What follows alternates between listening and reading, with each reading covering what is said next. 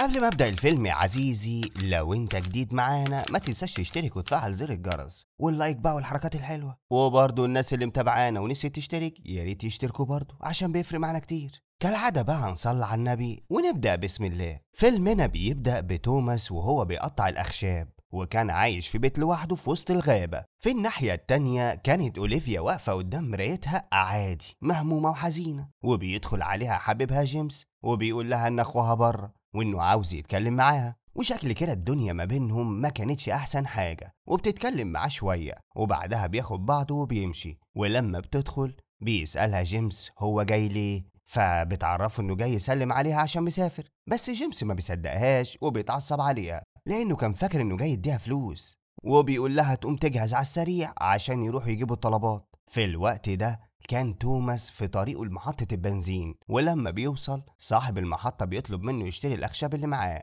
عشان ابن أخته بيحتاجها، فبياخد رقم تليفونه عشان يتواصل معاه. وبعد شوية بيشوف جيمس وهو بيتعامل مع أوليفيا يعني بطريقة مش لذيذة، وكانت عاوزة تهرب منه، وبيتضايق وبيروح ينقذها من إيده. وأول ما بتشوفه أوليفيا بتتوسله يساعدها، لكن جيمس بيقفشه، فالتاني طبعا ما بيسكتلوش. وكلمة من ده على كلمة من ده الصوت بيعلى، وصاحب المحطة بيتدخل هو كمان وبيطلب منه توماس يبلغ الشرطة. وهو بياخد أوليفيا معاه في العربية، وفي الطريق بيسألها يوصلها على فين. قالت له إنها تايهة وملهاش مكان تروحه، فبيطمنها إنها في أمان وإن مفيش حد يقدر يجي جنبها. وبتشكره وبتقوله إنها محتاجة ترتاح يومين لحد يعني ما تقدر تقرر هي هتعمل إيه، لأنها خايفة من جيمس عشان حاولت تهرب منه كتير. بس للأسف في كل مرة كان بيرجعها بالعافية، وما كانش معاها فلوس تبات في أي فندق، ما حيلتهاش غير الهدوم اللي لابساها. المهم بيعرض عليها ياخدها في بيته لحد ما ترتاح، وهي ما بتصدق وبتوافق من غير تفكير. وأول ما بتوصل بيته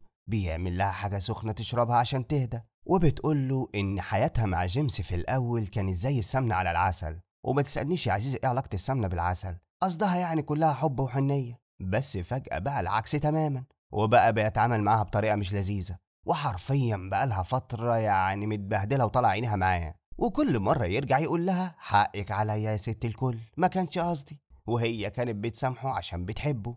بس مرة مع التانية ما بقاش عندها طاقة تتحمل. توماس قال لها انه مر بنفس ظروفها، لان ابوه كان بيتعامل مع امه بنفس الطريقة، بالرغم ان ابوه كان طوب الارض بيحلف بيه. بس للأسف هما اللي كانوا بيشوفوا الوش التاني بتاعه، عشان كده هو كان بيتمنى يكون زي ليام نيسون، ينكس يعني أي بنت أو ست بتتعرض للحاجات دي، لأنه بيبقى حاسس قد إيه هي بتكون موجوعة. وفي مرة اتدخل في الموضوع بين أمه وأبوه وقدر يدافع عنها. أوليفيا قالت له أكيد الست الوالدة فخورة بيك دلوقتي.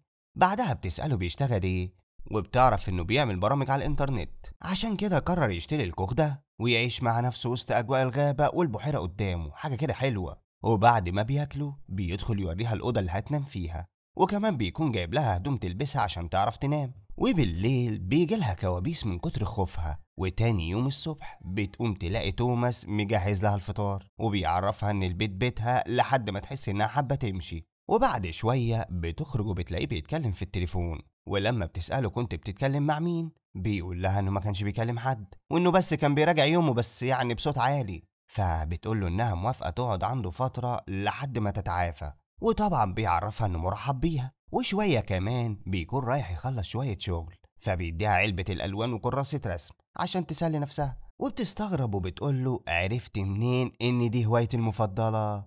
قال لها انهم بتوع امه عشان هي بتحب ترسم لما بتجيله. وبيمشي وبتقعد هي تسلي نفسها. بعدها بتقرر تكتب جواب لأمها وتطمنها عليها. ولما بيوصل توماس بيكون جايب معاه الأكل اللي بتحبه، وكانت أوليفيا مبسوطة لأول مرة من فترة كبيرة، وبتطلب منه يشوف لها ظرف عشان يعني تبعت الجواب لأمها. وفعلا بيجيبه لها وبيعرفها إنه هيروح يبعته بنفسه عشان أمها تكون مطمنة عليها. وكمان بيعرض عليها لو حابة تتصل بيها مكالمة، بس هي بترفض، أحسن يعني يكون جيمس يقدر يتعقب التليفون ولا حاجة. وبالليل بعد ما بتدخل تنام كانت عاوزة تشرب، وبتسمع توماس وهو بيتكلم في التليفون مع أمه، وبيقول لها إن أهم حاجة أوليفيا تكون بعيدة عن جيمس. وتاني يوم الصبح بيسألها لو نامت كويس، بس كل اللي كان نازل عليها سكوت تام، وما كانتش حابة تتكلم أو عاوزة تتكلم أساسا، محدش عارف.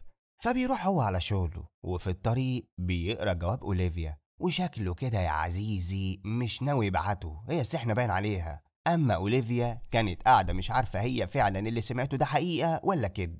ولما بيرجع توماس على العشاء بيسألها لو بتحب الموسيقى، قالت له بس جيمس ما كانش بيحب ذوقها في الموسيقى، وبتستغرب لما بيقول لها انها بتحب الموسيقى الكلاسيكية. ولما بتسأله عرف منين، قال لها يعني ده مجرد تخمين مش اكتر. فبتحكي له قد ايه كانت مبسوطة لما كان اخوها بياخدها تحضر عروض، وانها بتتمنى اخوها يرجع ياخدها تاني وتحضر العروض.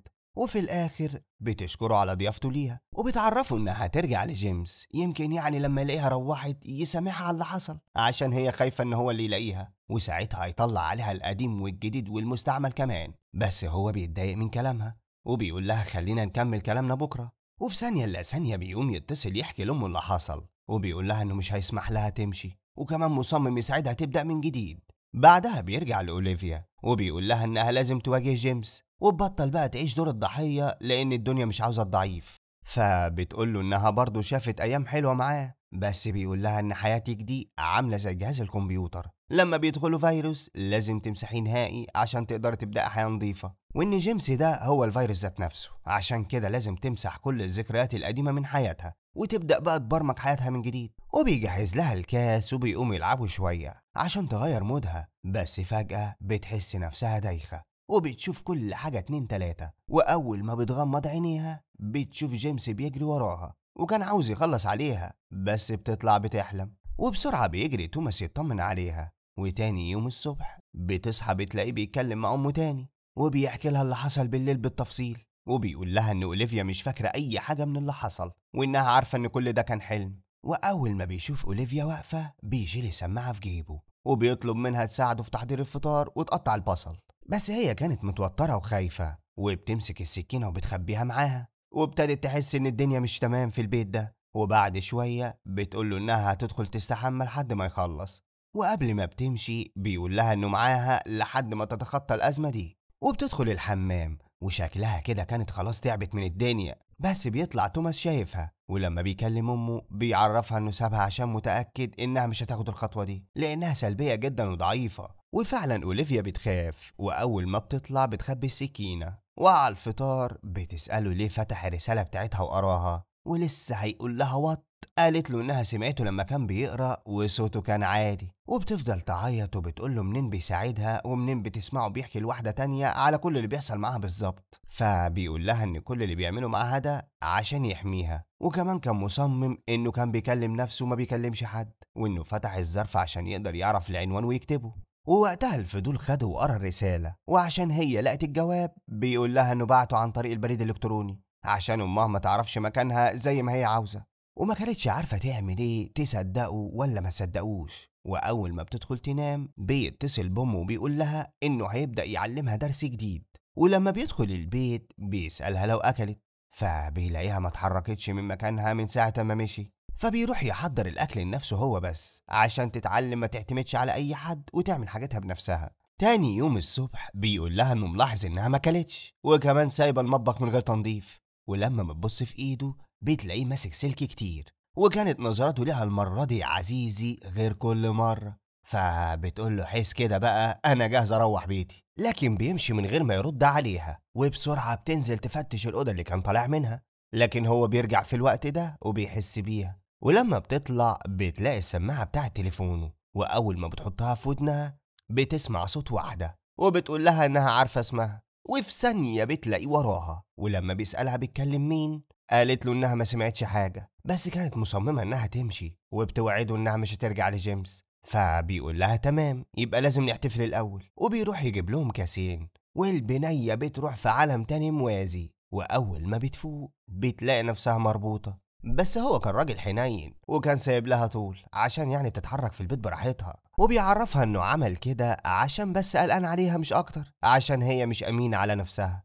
فبتقول له إن أكيد أهلها هيحسوا بغيابها وهيدوروا عليها. قال لها يا ست هما كام يوم وهترجعي لعقلك وهفكك. والمفاجأة بقى يا عزيزي إن كل اللي كانت فاكراه إنه كابوس كان حقيقة، وإنها حاولت تهرب كتير وعشان كده أخدها على بيته التاني، وإنه كان دايما بيحط لها علاج في العصير عشان تفضل متخدرة، وكان شايف إنه بكده بيحميها، وإنه كرس حياته لمساعدة أي حد زيها. وفي آخر الكلام بيعرفها إنه هيفكها بس أما تهدى. تاني يوم الصبح بيقوم عشان يجهز الفطار عادي جدا، ده كمان بيطلب منها تساعده في تحضيره، وأول ما بتقرب عشان تمسك السكينة بتحاول تخلص منه، بس هو كان مصحصح لها وبيمسك ايديها وبيقول لها انا علمتك تمسكي السكينة كده برضه، وبيكمل تقطيع ولا كأن اي حاجة حصلت. بس اوليفيا كانت رافضة تاكل خالص، وبتقول له انه طلع اسوأ من جيمس ذات نفسه، لانه على الاقل كان بيحبها وبيزعل لما بيتعصب عليها، فبيقول لها بالعكس وانه مهتم بيها اكتر من جيمس. وبتتفاجئ لما بتلاقي عارف تاريخها كله من ايام الثانوية، حتى اسم ابوها وامها، وإنها كمان كانت بتتمنى تكون محامية. يعني عزيزي لما شافها في محطة البنزين ما كانش صدفة. بعدها بياخد بعض عشان يقوم يمشي. في الوقت ده بتجري تدور على أي حاجة عشان تفك القفل، وبتلاقي فاس وبتسحبه وبتكسره، وبتاخد بعضها وانظرن على الغابة. والكارثة لما بتلاقي الكاب بتاع جيمس مرمي على الأرض، ولما بتدور حواليها بتتصدم لما بتلاقيه ميت ومدفون في الغابة، وبتنهار من المنظر. بس بتكمل جري، مفيش وقت بقى، لحد ما بتطلع على الطريق، لكن بتلاقي توماس في وشها بالعربية بتاعته وبياخدها عشان يرجعها. ولما بتوصل البيت بيقول لها تستحمى عشان هدومها يعني ريحتها وحشة كلها تراب، وبعد ما تخلص هيربطها تاني. وهي كانت هتتجنن وما كانتش عارفة تعمل ايه، واتاريها طلعت من نقرة عشان تقع في دحريرة. وده مثل يا عزيزي، بس بيقرر انها تلعب معاه بنفس طريقته، واول ما بتخرج عليه بتتعامل معاه عادي جدا خالص. لا وكمان بتقول له انه عنده حق في كل اللي بيعمله، وانه خايف على مستقبلها، عشان كده هي مش هتحاول تهرب تاني. وبيفرح بالكلمتين وبيقرر يكافئها كمان على الكلام اللي زي الفل ده، وبيقول لها انه هيخليها تنام من غير الجنزير، يلا يا ستي عشان تنام مرتاحة. وبعد شوية بتدخل عشان تنام، وكانت عايزة تفكر هتكمل ازاي. وتاني يوم الصبح بيعرفها انه مش هيربطها، بس زيادة امان هيقفل كل الابواب من بره. وبعد ما بيمشي بتدور في البيت على اي حاجة تساعدها على الخروج، وبتلاقي تليفون وبتتصل بطارق بسرعة، لكن للأسف ما بيكونش في خط أساسا. لكن لما بتفتح التليفون بتلاقي في صورتها وكل حاجة تخصها، وبتترعب أكتر وأكتر، وبتعرف إنه مطرطش بس يعني بنسبة عالية قوي. ولما بيرجع بالليل بتسأله إزاي جمعت كل المعلومات دي عني، قال لها عن طريق برنامج هو اللي صنعه، وقدر من خلاله يعرف مين اللي محتاج مساعدة، وكل ده عشان حابب يساعد الناس اللي زيها. عنده عقدة من اللي حصل في أمه زمان ومش عايز حد يبقى زيها. وبتتصدم لما بتعرف إنها مش أول واحدة يعمل معاها كده، وإنه جه المسافة دي كلها عشان يساعدها. يعني بدأ في الأول يراقبها ويعرف بتروح فين وبتيجي منين، وعشان كده هو راح محطة البنزين. فبتقوله إنه لازم يسيبها تمشي وتختار يعني حياتها لوحدها، ده بعد إذنك يعني. قال لها يا ريته كان بإيدي كنت أعمل لك هندي بريش. وبتتصدم تاني برضو لما بيعرفها إنه بيعمل أي حاجة البرنامج بيقوله عليها، يعني بيحكي مشكلتها والرد اللي بيتقاله بينفذه. من الآخر كده يا عزيزي البرامج لحست مخه. تاني يوم الصبح بيلاقي الباب بيخبط، وبيطلع الراجل بتاع محطة البنزين وجاي عشان يشتري منه الأخشاب، وبيقوله إنه من يوم الخناقة ما لمحش جيمس خالص. ولسه توماس بيدخل يجيب الجاكيت بتاعه بيلاقي الراجل داخل وراه عشان يتفرج على البيت، بس توماس بيلحقه وبيقوله تعالى نطلع عشان تلحق تحمل الأخشاب. وأوليفيا بتصحى وبتحس بيه وبتصرخ وبتديها واحدة هلب بصوت عالي، بس توماس بيمسكها وبيدخلها تاني البيت، وكمان بيربطها تاني. وأول ما بيخرج بيقول للراجل إن مخها فوت بسبب اللي حبيبها كان بيعمله فيها، وإنه مخليها معاه لحد يعني ما تخف ويرجعها لأهلها. والراجل بياخدها من قصرها وبيصدقه عشان ما يدخلش يتعالج يعني هو كمان.